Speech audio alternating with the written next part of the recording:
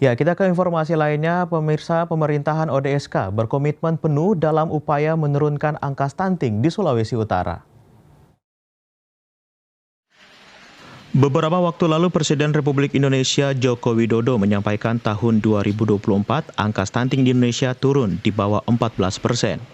Di Kota Manado, penanganan stunting menjadi salah satu fokus pemerintah kota dengan membentuk tim percepatan penurunan stunting, yang di dalamnya termasuk Dinas Kesehatan Kota Manado.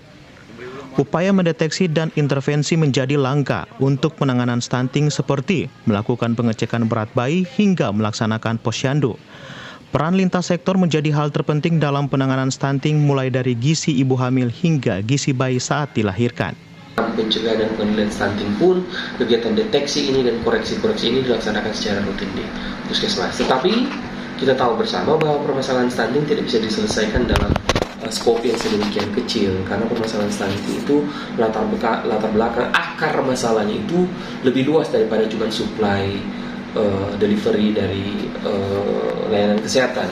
Dia harus naik lagi ke ranah ketika anak calon ibu ini dipersiapkan, bagaimana dia tidak mengalami kekurangan gizi, bagaimana dia tidak mengalami anemia, dia harus dikoreksi kalau dia anemia, sehingga ketika dia hamil,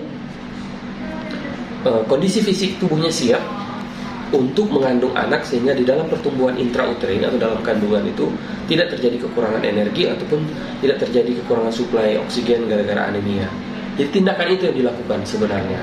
Nah, itu butuh keterlibatan lintas sektor dari KB, bagaimana kemudian suplai air bersih, bagaimana kemudian aksesibilitas terhadap layanan kesehatan dan lain sebagainya, bagaimana aksesibilitas terhadap pangan yang sehat, jadi ketahanan pangannya seperti apa. Nah, itu makanya kemudian ada di TPP stunting yang dibentuk di Kota Manado untuk mengatasi permasalahan stunting ini dari akar masalahnya.